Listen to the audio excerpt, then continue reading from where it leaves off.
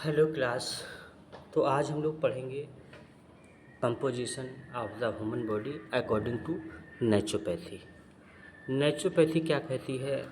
मनुष्य के शरीर की संरचना कैसे हुई है। नेचुरोपैथी क्या मानती है, उसी पर चर्चा करेंगे।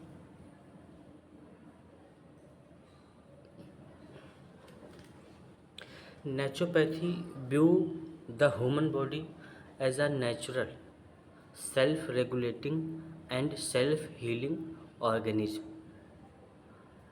प्राकृतिक चिकित्सा मानव शरीर को एक प्राकृतिक खुद को नियंत्रित करने वाला और खुद को ठीक करने वाला जीव के रूप में देखती है। यानी एक ऐसा जीव जो खुद को ठीक करता है और खुद को नियंत्रित करता है और प्रकृति से बना हुआ है। According to naturopathic philosophy, the body is composed of physical element and is governed by vital process that maintain health and internal balance। प्राकृतिक चिकित्सा के सिद्धांत के अनुसार शरीर भौतिक तत्वों से बना है और उन महत्वपूर्ण प्रक्रियाओं से चलता है जो स्वास्थ्य और आंतरिक संतुलन बनाए रखते हैं। यानी एक ऐसा वाइटल प्रोसेस है, एक ऐसी एनर्जी है जो हमारे शरीर को स्वस्थ और संतुलित बनाए रखती है, उसी से चलता है। तो हमारा शरीर भौतिक तत्वों से बना है। तो ये एलिमेंट कौन कौन से हैं, तत्व कौन कौन से हैं? 5 बेसिक एलिमेंट, पंच महाभूत। पंच महाभूत 5 बेसिक एलिमेंट कौन कौन से? आकाश, वायु, अग्नि, जल, पृथ्वी। कौन कौन से? आकाश, वायु, अग्नि, जल और पृथ्वी। ये 5 एलिमेंट बताए गए हैं। तो सबसे पहले कौन सा है? पृथ्वी, earth. Naturopathy gives importance to the 5 great element. प्राकृतिक चिकित्सा 5 महातत्वों, पंच महाभूत को महत्व देती है। तो सबसे पहले अर्थ रिप्रेजेंट सॉलिडिटी एंड स्ट्रक्चर। तो ये क्या करती है? पृथ्वी जो है वो ठोस और संरचना को दर्शाती है। यानी जो भी ठोस है हमारे शरीर में, जो भी ठोसपन है, जो भी स्ट्रक्चर है हमारा, वो किसको रिप्रेजेंट करता है? वो हमारे शरीर को रिप्रेजेंट करता है। It is associated with bone, muscles, teeth, nail and other solid tissue. यह हड्डी, मांसपेशी, दांत और अन्य जो भी ठोस एलिमेंट हैं उनको रिप्रेजेंट करता है। अब पृथ्वी का गुण क्या है? स्थिरता है, कठोरता है, भारीपन है।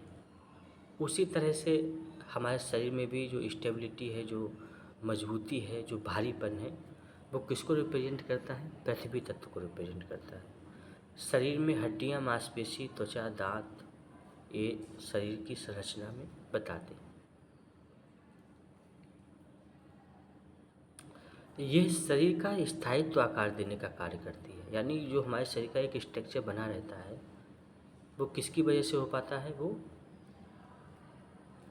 पृथ्वी तत्व की वजह से।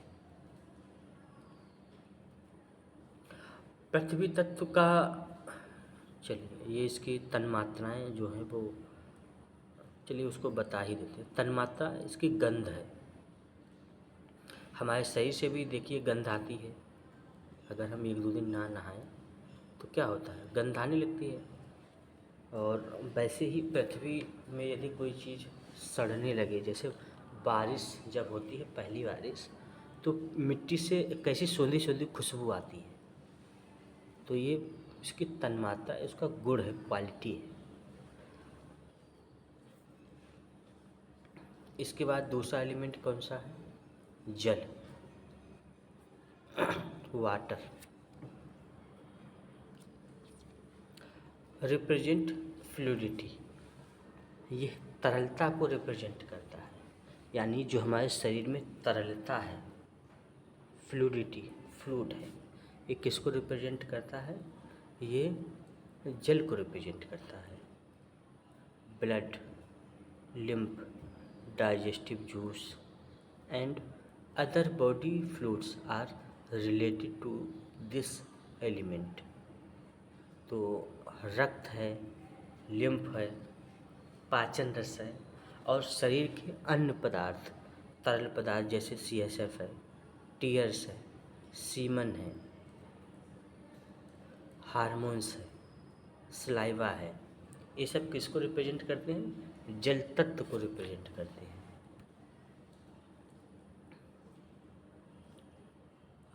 ये तरलता, शीतलता और स्निग्धता, ये इसमें फ्लूइडिटी होती है, इसमें लिक्विडिटी होती है। ये ठंडा होता है, हमारे शरीर के टेम्परेचर को भी मेंटेन करता है। शरीर में रक्त, लसिका, मूत्र, लार, अन्य द्रव्य इसी से संबंधित हैं। इस शरीर में नमी बनाए रखता है। जल क्या करता है? ये शरीर में नमी बनाए रखने का कार्य करता है। और इसकी जो तन्मात्रा है वो रस है। रस, पानी देखेंगे ही रस ही लिक्विड ही रहता है, रस भी लिक्विड है। हमारे शरीर से पसीना निकलता है, रक्त बहता है, ये सब किसको रिप्रेजेंट करते हैं? पानी को ही रिप्रेजेंट करते हैं। पानी रस ही है। नेक्स्ट एलिमेंट है आपका अग्नि, fire, represents heat, transformation and metabolism. यह हमारे शरीर की जो टेम्परेचर है, हीट है, उसको मेंटेन करके रखता है। बदलाव और मेटाबॉलिज्म यानी चयापचय को भी दर्शाता है। आग, पहले भी बताया है, आग क्या करती है? आग का कार्य है रूप परिवर्तन, यानी ये किसी भी चीज़ को भी परिवर्तित कर देती है। जैसे मान लीजिए कि कोई लोहे का टुकड़ा है, ये लकड़ी है, उसको आप आग में डाल दीजिए, तो क्या वह वैसे ही रूप में मिलेगी हमको? नहीं मिलेगी। जैसे हम खाना बनाते हैं, किस में बनाते हैं? आग में। तो ये क्या करती है? ये बदल देती है उसके रूप। जैसा हम खाना बनाते हैं क्या वैसा ही मिलता है आपको आग में रखने के बाद? नहीं। आग के संपर्क में जो भी चीज़ आती है उसके रूप को बदल देता है, उसका स्ट्रक्चर, उसका कलर, सब कुछ बदल देगा। कौन? आग। तो ये बदलाव लाने का काम करता है हमारे शरीर में, प्लस मेटाबॉलिज्म को भी एक्टिव रखता है। मेटाबॉलिज्म को एक्टिव रखता है। It is associated with digestion, body temperature and metabolic activities. यह पाचन, शरीर के तापमान और मेटाबॉलिज्म गतिविधि से जुड़ा है। तो ये शरीर के जो भी पाचन शक्ति है, खाना इसी के माध्यम से पचता है, और जो भी मेटाबॉलिक गतिविधि है वो भी इसी के माध्यम से चलती है।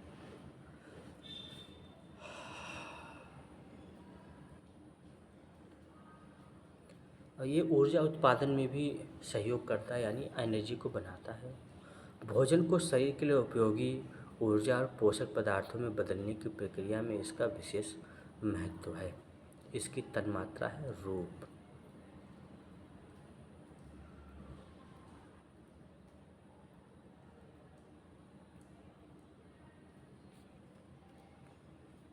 नेक्स्ट एलिमेंट है वायु। कौन सा है? वायु। एयर, एयर रिप्रेजेंट्स मूवमेंट, यह गति को दर्शाता है। एयर किसको दर्शाता है? गति को, मूवमेंट को। हवा कभी भी एक जगह पे स्थिर नहीं रहती, वह चलती रहती है। इसलिए वो किसको रिप्रेजेंट करती है? मोबाइलिटी को। It is related to respiration, circulation, nerve impulse and muscular movement. यह श्वसन, रक्त संचार, तंत्रिका संकेत और मांसपेशियों की गति से संबंधित है। मांसपेशियों की गति से संबंधित है।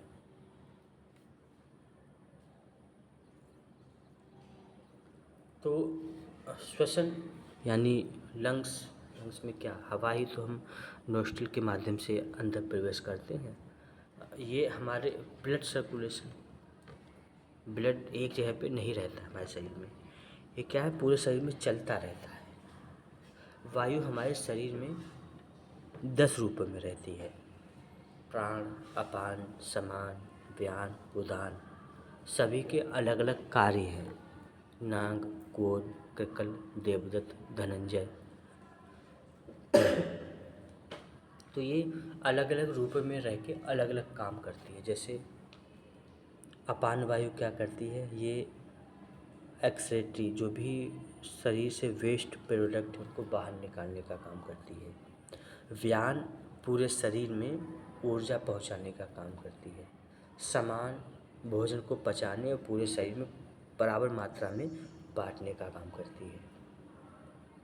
तो इसी तरह से सबके अलग अलग काम हैं। इसी तरह से नाग, कोल, कृकल, देवदत्त, धनंजय, उन सभी के भी इसी तरह से कार्य हैं। ये आपके नर्व इम्पल्स को भी ले जाने में सहयोग करती है वायु, और जो भी शरीर की गतिविधियाँ हैं उन सब से संबंधित है। योग और आयुर्वेद में इसे शरीर की गतिशील क्रियाओं का प्रमुख आधार माना है। और ये भी कहा गया है योग में, चले वाते चले चित्तम, यानी जैसे वायु चलती है वैसे ही हमारा चित्त चलता है। यदि हम अपने शरीर की वायु को स्थिर कर लें, अपनी श्वास प्रश्वास को स्थिर कर लें, हमारा मन, हमारा चित्त भी स्थिर हो जाएगा। इसीलिए प्राणायाम को स्लो करने के लिए कहा गया है, और अपनी सांस की प्रक्रिया को स्लो, जितना धीरे धीरे सांस लेंगे, जितना लंबे समय में सांस लेंगे, उतना मन स्थिर होगा, चित्त स्थिर होगा। इसकी तन्मात्रा स्पर्श है। वायु को हम कैसे महसूस कर पाते हैं? जब वह हमको टच करके जाती है, वैसे हम वायु को महसूस नहीं कर पाते। इसके बाद है अगला आकाश, ईथर, स्पेस, आकाश। Represent space within the body, यह शरीर के भीतर की खाली जगह को दर्शाता है, जो भी कैविटीज़ हैं उनको दर्शाता है। Body cavity and spaces through which various physiological process occur are associated with this element. यह शरीर के भीतर की खाली जगह को दर्शाता है, शरीर की गुहाएं और वे स्थान जहाँ से विभिन्न शारीरिक प्रक्रियाएं होती हैं, इसी तत्व से जुड़ी हैं। मान लीजिए ये जो भी मूवमेंट है शरीर में, जो भी शरीर का, मान लीजिए आप खाना खाते हैं, वो स्टमक में जाके ठहरता है। यदि उस स्टमक में स्पेस ना हो, खाली जगह ना हो, तो वह खाना नहीं रख पाएगी, स्टोर नहीं कर पाएगी। उसी तरह से इंटेस्टाइन है, गॉल ब्लैडर है, इन सब में क्या है? स्पेस है, तभी ये चीज़ें स्टोर करके भी रख पाती हैं और आगे बढ़ाती रहती हैं। यूरिनरी ब्लैडर है, यदि उसमें स्पेस ना हो तो हम हर समय यूरिन ही करते रहेंगे। वो क्या करता है? उसमें स्पेस, खाली जगह है, उसको स्टोर करता है, फिर हमको एक समय में संकेत आता है कि यूरिन पास करना है, तब हम यूरिन पास कर पाते हैं। उसी तरह से मान लीजिए जो हम खाते हैं, अगर रेक्टम सिग्मोइड कॉलन रेक्टम में जगह ना होती तो फिर क्या होता, हम हर समय मोशन ही करते रहते हैं। तो क्या करता है, ये चीज़ों को स्टोर करता है, वहाँ पे स्पेस है, जो भी हमारा वेस्ट मटेरियल रहता है इकट्ठा होता रहता है, बाद में संकेत आता है ब्रेन में और हम उसको खाली कर देते हैं जाके।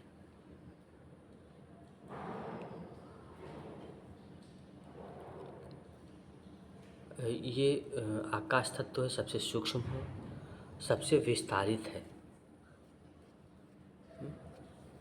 शरीर में जो भी रिक्त स्थान है, जो भी गुहाएं, जैसे नासिका की है, माउथ की है, पाचन मार्ग है, ये क्या है, पूरा पूरा कैविटी, माउथ से लेके एनस तक पूरा एक कैविटी है।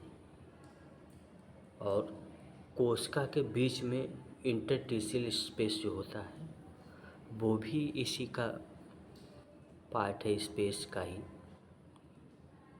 यह अन्य तत्वों के अस्तित्व और गति के लिए स्थान प्रदान करता है। जो भी मान लीजिए आकाश यदि ना हो तो वायु नहीं चलेगी, आग नहीं जल पाएगी, मिट्टी नहीं होगी, कुछ भी नहीं होगा। तो ये सभी को स्थान प्रदान करता है। और इसकी जो तन्मात्रा वो शब्द है। आकाश हम कैसे सुन पाते हैं, आकाश की वजह से सुन पाते हैं। यदि आकाश ना हो तो शब्द हमारे पास तक नहीं आएगा और हम नहीं सुन पाएंगे।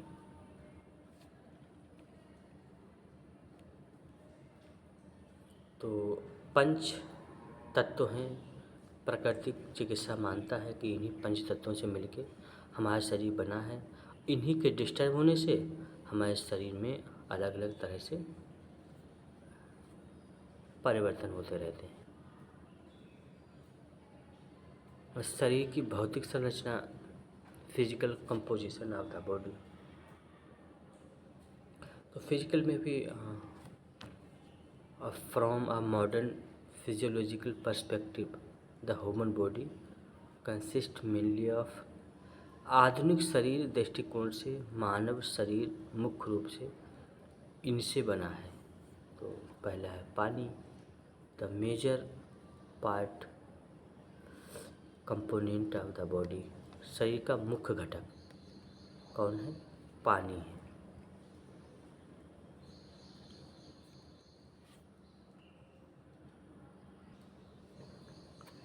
प्रोटीन्स, ये बॉडी बिल्डिंग मटेरियल है, essential for muscles, enzyme, hormones and tissue. तो ये मांसपेशी, एंजाइम, हार्मोन्स और ऊतकों के लिए ज़रूरी है protein. Fat, lipids provide energy and form cell membrane, ऊर्जा प्रदान करता है और कोशिका झिल्ली बनाती है। Carbohydrate an important source of energy, एक महत्वपूर्ण स्रोत है एनर्जी का सबसे। Minerals, calcium, phosphorus, sodium, potassium, iron, magnesium, ये क्या है, ये सब मिनरल्स हैं, खनिज पदार्थ। Nucleic acid, DNA, RNA which carry and express genetic information.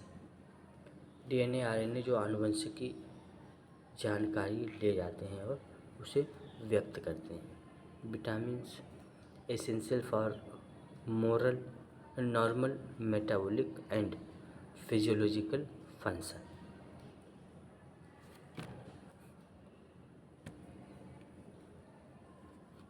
The human body can also be understood as a hereditary, मुख्य मानव शरीर को एक क्रम या पदानुक्रम के रूप में भी समझा जा सकता है। तो सबसे पहले क्या है, atoms, molecule, cell, tissue, organs, organ system, human organism. तो मानव शरीर का जो क्रम है वो पहले क्या है, परमाणु एटम्स था, फिर मॉलिक्यूल्स बना, मॉलिक्यूल से सेल, सेल से ऊतक, ऊतक से अंग, अंग से अंग प्रणाली, अंग प्रणाली यानी पूरा ऑर्गन सिस्टम, उसके बाद फिर मनुष्य, उसके बाद फिर मनुष्य बना। Cell, the cell is the basic structure and functional unit of the human body. Cell क्या है? एक कोशिका मानव शरीर की सबसे बुनियादी संरचना और कार्यात्मक इकाई है। सबसे बुनियादी संरचना है, बेस है, सेल के ही बिना ये शरीर नहीं चल पाएगा। यदि सेल डेड है तो फिर हमारी भी मृत्यु हो जाएगी।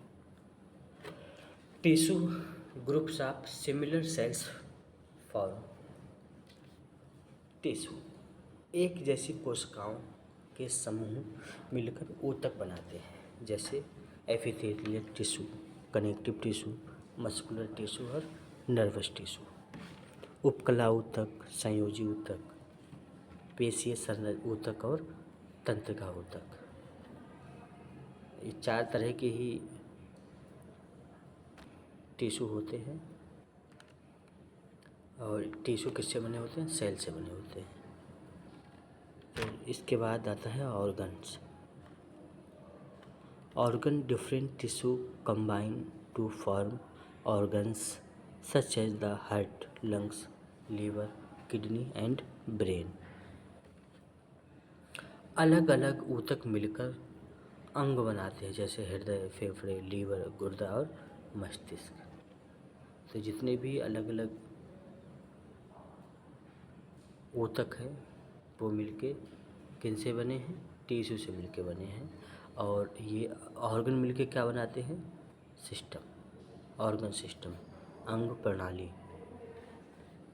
Organ work together as systems including digestive system, respiratory system, cardiovascular system, nervous system, endocrine system, musculoskeletal system, urinary system, reproductive system, immune lymphatic system, integumentary system.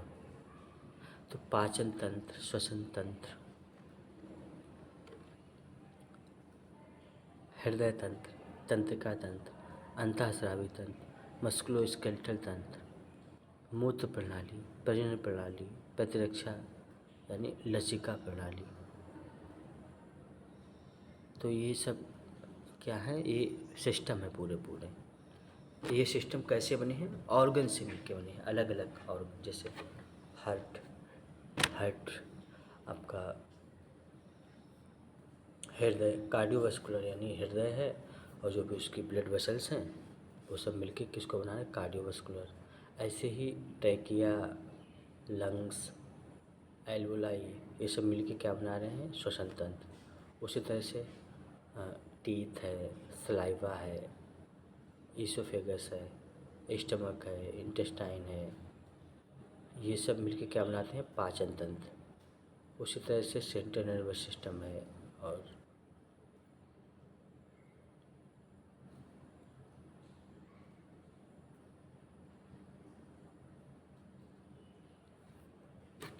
Central nervous system मान लीजिए आपका नर्व है, thalamus, hypothalamus, amygdala, right hemisphere, left hemisphere, ये सब मिलकर क्या बनाते हैं?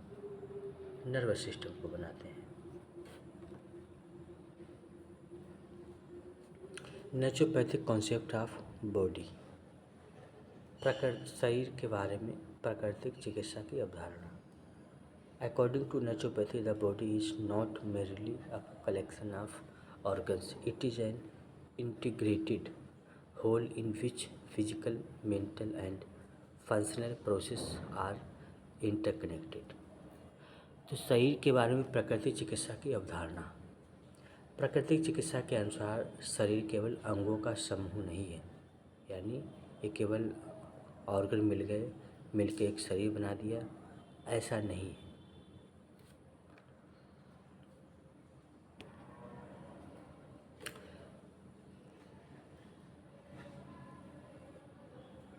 It is an integrated whole in which physical, mental, and functional processes are interconnected. यह एक एकीकृत इकाई है जिसमें शारीरिक, मानसिक और कार्यात्मक प्रक्रियाएं आपस में जुड़ी हैं। प्राकृतिक the importance naturopathic concept include. प्राकृतिक चिकित्सा की महत्वपूर्ण अवधारणाएं, क्या क्या अवधारणाएं हैं इसकी? तो सबसे पहले है वाइटल फोर्स, जीवनी शक्ति। Naturopathy traditionally proposes the concept of a vital force or inherent healing capacity that supports the body's ability to maintain health and recover from illness.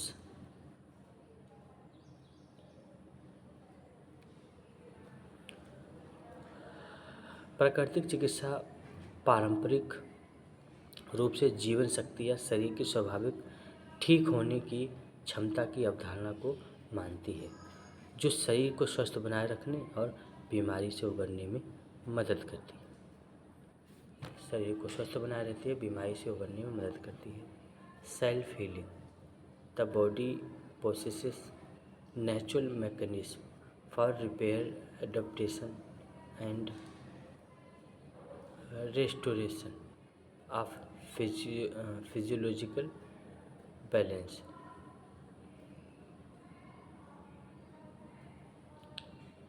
तो शरीर में मरम्मत, अनुकूलन और शारीरिक संतुलन को बहाल करने के लिए प्राकृतिक तंत्र होता है, प्राकृतिक चिकित्सा होती है। Homeostasis, the body continuously regulates internal conditions such as temperature, fluid balance, blood glucose and electrolyte concentration। शरीर लगातार आंतरिक स्थितियों जैसे तापमान, तरल पदार्थ का संतुलन, रक्त शर्करा और इलेक्ट्रोलाइट्स सांद्रता को नियंत्रित करता है। एलिमिनेशन, उत्सर्जन। उत्सर्जन यानी जो शरीर के वेस्ट पदार्थ हैं वो बाहर निकालने वाले ऑर्गन्स होते हैं कुछ। Naturopathy emphasizes normal elimination through organs such as the kidney, lungs, skin, gastrointestinal tract और लीवर। प्राकृतिक अंगों के माध्यम से सामान्य उत्सर्जन पर जोर देता है, जैसे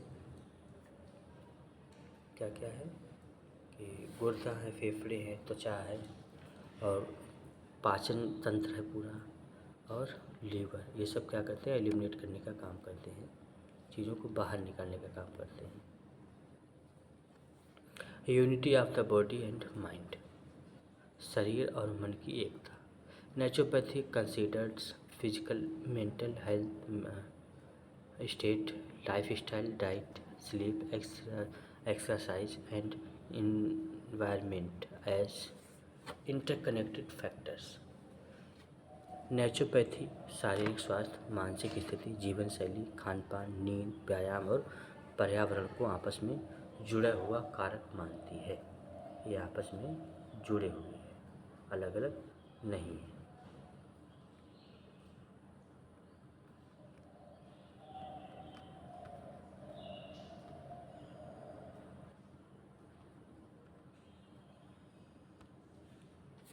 नेचुरोपैथी ऐसा मानती है। ठीक है, आज की क्लास को यहीं तक रखते हैं, अगली क्लास में हम आगे चर्चा करेंगे।